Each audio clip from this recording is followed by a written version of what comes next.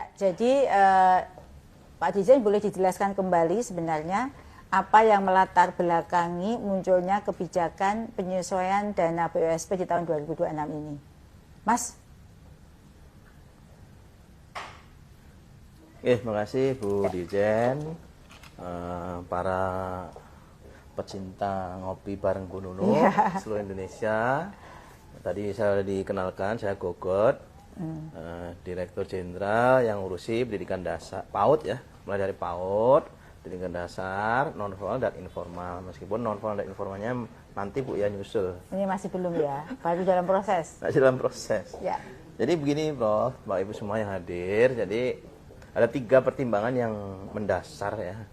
Kenapa BUSP tahun 2026 diberikan relaksasi khusus ya, wabil khusus ya untuk P3K paruh waktu.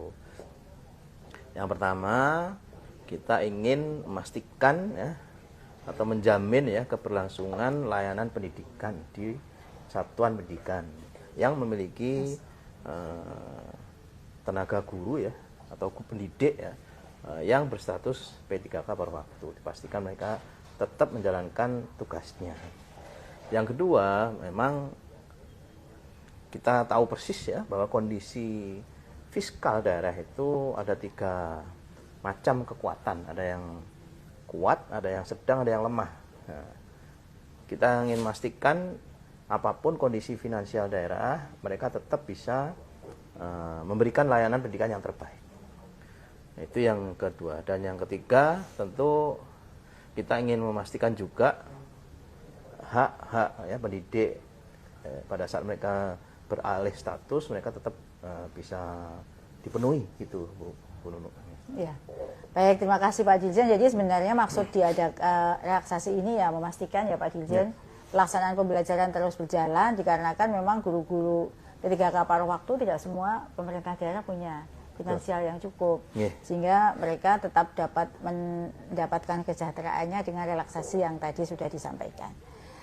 Kemudian dalam implementasinya Pak Dirjen, apa sih prinsip dasar yang tetap harus dijaga dalam pengelolaan dana BUSP ini, khususnya terkait penggunaan untuk pembayaran guru ASN P3K paruh waktu Pak Dirjen? Ya, ada 3 aspek yang harus kita perhatikan ya. Yang pertama, relaksasi ini berlaku di tahun berjalan. Jadi kalau Permen 8 2026 ya ini hanya berlaku untuk tahun 2026. Ya, jadi sementara ya sifatnya ya. Jadi sifatnya sementara. Maka dari itu surat edaran nomor 6 kita keluarkan setelah permennya keluar. Ya. Banyak yang nanya karena di tahun 2025 sudah kita berikan relaksasi, itu hanya di tahun berjalan, yaitu tahun 2025. Nah, pada saat harus 2026 ya kita harus mengeluarkan nunggu permen baru 2026, permen 8 dan surat edarannya pun juga surat edaran nomor 6 2026. Jadi harus disesuaikan tahunnya. Jadi yang prinsip pertama adalah relaksasi ini berlaku di tahun berjalan. Artinya terbatas. Kemudian yang kedua adalah bersyarat. Ya. Jadi by request Bu. Jadi tidak otomatis dengan surat edaran itu berlaku untuk semua satuan pendidikan. Tidak semua ya, tidak otomatis ya. Tidak otomatis. Nanti khawatirnya jadi pintu memasukkan data-data yang tidak sesuai dengan lapangan. Tadi kan di atas kan harusnya memang sesuai dengan kondisi kebutuhan real di satuan pendidikan. Jadi ini bersyarat. Syaratnya apa? Harus ada permintaan dari daerah yang menyatakan bahwa memang di satuan pendidikan di daerah itu memerlukan guru P3K paruh waktu. Jadi kita koordinasi dengan tempat Bu Nunu memastikan bahwa pendidik-pendidik P3K, guru-guru P3K paruh waktu ini yang memang berada di lapangan. Jadi syaratnya memang ada request dan ada kebutuhan real ya, yang ada di lapangan. Dan ketiga, dipastikan ada yang bertanggung jawab. Pada itu kita minta Bupati, Wali Kota, Gubernur melampirkan surat pertanggungjawaban mutlak ya SPTCM Bu. Memastikan bahwa memang yang dibutuhkan itu real di lapangan. Soalnya ada 2 lagi Bu yang kita ingin pastikan di surat edaran kita sebutkan ya, bahwa daerah itu di tahun berikutnya harus sudah mulai memikirkan kalau tidak dari BUSP dari mana. Gitu nanti harus dipertimbangkan oleh daerah keberlangsungan tahun berikutnya. Ya. Karena sifatnya ini hanya 1 tahun, ya, tahun. Kemudian yang ketiga juga daerah harus memastikan kebutuhannya terus dicek terus apakah memang masih diperlukan guru yang bersangkutan di satuan pendidikan tersebut. Itu nanti perlu verifikasi nggak Pak Dirjen? Ya perlu Bapak Bu. Kita harapkan teman-teman inspektorat ya memastikan memang ada audit Bu. Setiap tahun. Memang mereka membutuhkan ya? Ya, memang membutuhkan Bu. Baik, terima kasih Pak Dirjen. Itu tadi jawaban Pak Dirjen terkait dengan syaratnya ya. Semoga ini dipahami karena masih banyak sekali pertanyaan tentang hal itu.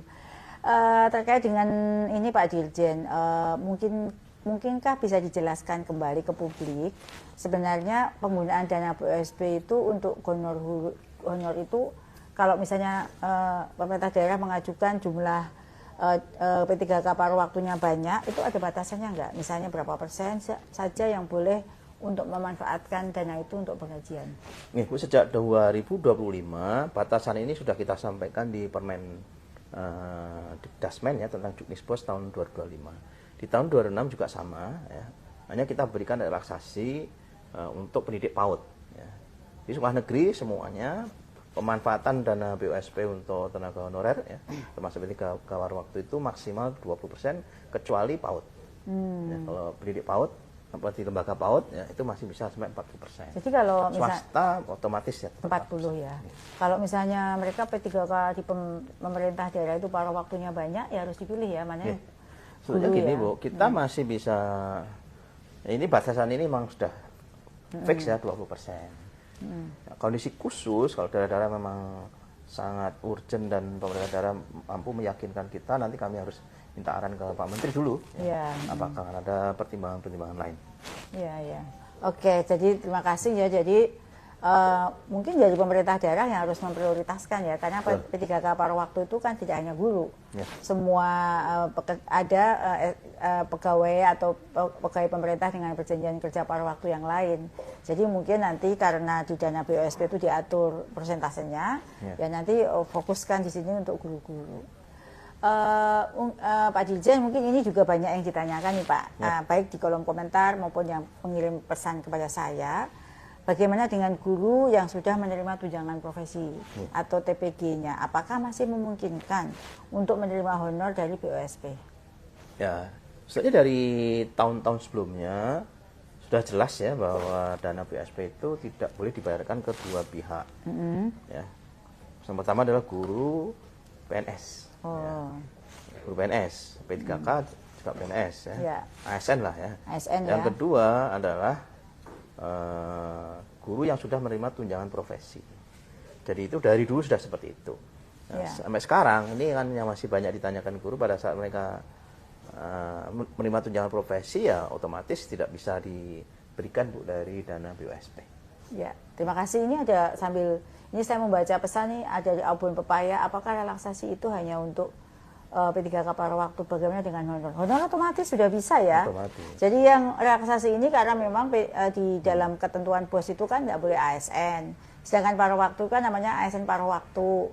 Sehingga perlu ada SE untuk relaksasi mereka. Sedangkan yang guru honor, yang masih honor kan masih dimungkinkan digaji dengan dana BOS ya Pak. Jadi nggak ada masalah nih Pak Abun Pepaya tadi kan bertanya. Baik, ini ada pertanyaan berikutnya nih, untuk pelaksanaannya sendiri Pak Dirjen, sejak kapan skema relaksasi ini mulai dapat dijalankan oleh satuan pendidikan? Ya, ada dua timeline yang perlu dicatat ya. Yang pertama, sebenarnya kan surat edaran nomor 6 ini adalah memperjelas pelaksanaan Permen Dikdasmen nomor 8. Nah, kita acuannya mestinya Permen 8 tahun 2026 itu. Permen Dikdasmen Juknispos itu keluar di bulan Februari ya. Jadi meskipun surat edarannya kita keluarkan Maret, mestinya di Februari itu sudah bisa dijalankan. Jadi sudah bisa ya, artinya tuh yang mengajukan surat diharapkan untuk mengikuti skema prosedur ada di dalam SE itu, prosedurnya seperti apa, karena mereka langsung ngirim ke saya untuk langsung langsung ditindaklanjuti. Tapi ada mekanismenya ya Bapak Ibu, khususnya dari pemerintah daerah nih ya, terkait dengan pengajuan relaksasi ini. Nah, Pak Dirjen, tadi di awal juga telah disampaikan bahwa pemerintah daerah dalam hal relaksasi ini tetap memiliki peran penting. Mungkin bisa dielaborasi, Pak Dirjen, seperti apa sih peran dan pengawasan dari Pemda dalam implementasi relaksasi ini? Ya, jadi Pak Ibu, Bu Dirjen, memang pada saat semuanya berjalan sesuai waktu yang kita tetapkan, itu nggak ada masalah. Masalahnya pada saat ada batas-batasan, contoh, ada suatu daerah yang dia pengen menggaji, memberikan honor P3K paruh waktu itu dengan APBD mereka. Tetapi tidak cukup untuk 1 tahun. Katakanlah, tadi kita sampaikan ini berlaku sejak Februari, tapi pada saat daerah mampu membayar sampai Juli, silahkan. Ya. Dipastikan memang punya dana yang cukup. Nah, katakanlah tidak cukup sampai setelah Juli, ya berarti pemberlakuan relaksasi ini bisa dilakukan setelah BBD-nya selesai, katakanlah Agustus sampai Desember. Jadi ini yang perlu dilakukan review ya atau audit oleh APIP. Di pada saat yang pertama tadi ya, tugas APIP yang pertama adalah memastikan jumlah guru yang diperlukan, yang diusulkan untuk menerima honor P3K paruh waktu dari BUSP itu memang harus disetujui oleh APIP yang pertama. Yang kedua, pada saat ada selisih waktu ya, atau waktu yang berkesinambungan dengan APBD. Jadi ini bisa sumber APBD, APBN digabungkan lah. Cut off-nya ini kita harus dapat persetujuan dari APIP ya di daerah masing-masing supaya tidak overlap. Nanti APBD ngeluarin, APBN ngeluarin kan repot auditnya. Jadi kalau bisa ya diselesaikan dulu APBD-nya baru nanti APBN gitu. Nah, ini juga perlu diaudit oleh APIP di setempat. Ya, jadi itu tadi ya Bapak Ibu,